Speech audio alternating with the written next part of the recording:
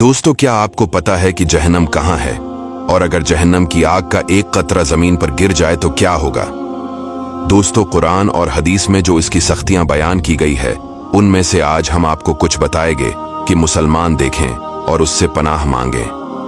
कुरान मजीद में इरशाद हुआ है कि जहन्नम से डरो। दोस्तों, जहन्नम की आग 1000 बरस तक धौंकाई गई, यहां तक कि सर्ख हो गई, फिर 1000 बरस और यहां तक कि सफीद हो गए, फिर 1000 बरस और यहां तक कि सियाह हो गई।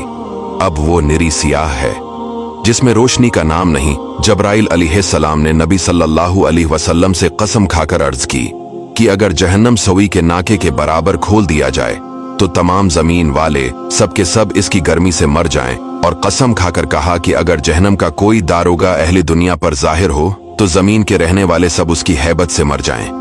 दोज़ख की गहराई को अल्लाह ही जाने की कितनी गहरी है।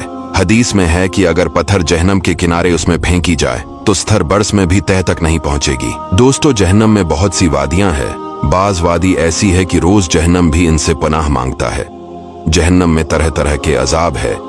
लोहे के ऐसे भारी गर्जों से फरिश्ते मारेगे कि अगर कोई गर्ज जमीन पर रख दिया जाए तो तमाम जिन और इंसान उसको उठा नहीं सकते। जहन्नम के शरारे फूल ऊंचे ऊंचे महलों के बराबर उड़ेंगे। आदमी और पत्थर उसका ईंधन है। जिसको सबसे कम दर्जे का अजाब होगा उसे आग की ज्योतियां पहना दी जाएंगी, जिससे उसका दिमाग ऐसा खुलेगा जैसे ताबने की पतीली कहलती है।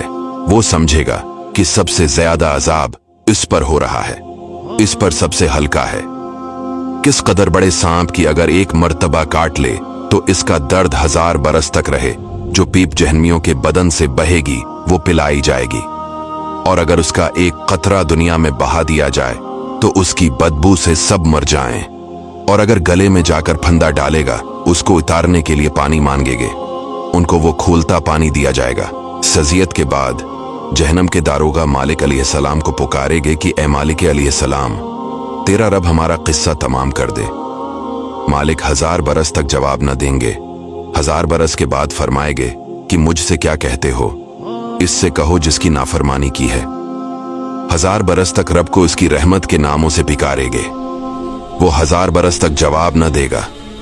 इसके बाद फरमाएगा, दूर हो जाओ, जहन्नम में पड़े रहो, मुझसे बात न करो।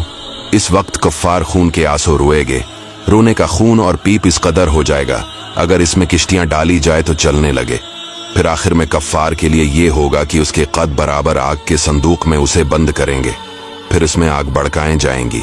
फिर ये संदूक आग के दूसरे संदूक में रख दिया जाएगा और इन दोनों के दरमियान आग जलाई जाएगी। फिर इसी तरह उसको और एक संदूक में रख दिया जाएगा और आग का कफल लगा दिया जाएगा। तो अब हर काफिर ये समझेगा कि इसके सिवा अब कोई आग में न रहा, और अब ये अजाब उसके लिए हमेशा है। जब सब जनती जंत में दाखिल हो लेंगे और जहन्नम में सिर्फ वही रह जाएंगे जिनको हमेशा के लिए उसमें रहना है, और इस वक्त जन्नत और जहन्नम के दरमियान मौत को मेंढक की तरह लाकर खड़ा कर देंगे। फिर मनादी जन्नत वालों को पुकारेगा।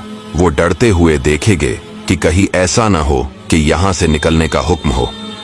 फिर जहन्नमियों को पकारेगा। वो खुश होते हुए देखेंगे कि शायद इस मुसीबत से रहाई हो जाए। फिर इन सब से पूछा जाएगा कि इसे जानते हो? सब कहेंगे कि ये मौत है। वो ज़बह कर दी जाएगी और कहेगा कि ए अहले जन्नत, अब हमेशगी है, अब मरना नहीं। इस वक्त जन्नतियों को खुशी ही खुशी और जहन्नमियों के गम ही गम। दोस्तों, वीडियो को शेयर कीजिएगा।